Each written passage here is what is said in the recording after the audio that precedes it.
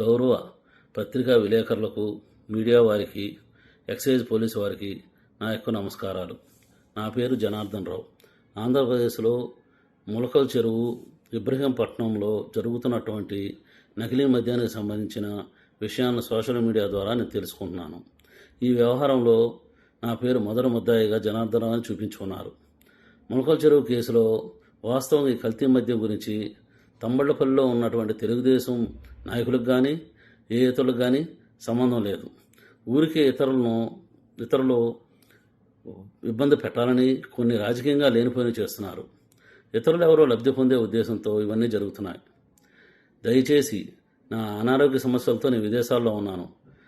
ఆరోగ్య సమస్యలను చూపించుకొని ఇండియాకు వస్తూనే ఇందులో జరుగుతున్నటువంటి కుట్రలన్నింటినీ నేను పోలీసు వారికి సహకరిస్తూ, ఎక్సైజ్ వారికి సహకరిస్తూ, ప్రభుత్వ వారికి సహకరించి జరుగుతున్నటువంటి పరిణామాలు, విషయాలన్నీ మీకు తెలపగలనని ప్రతి ఒక్కరికి పత్రికాముఖంగా నమస్కరిస్తూ విన్నవించుకుంటున్నాను.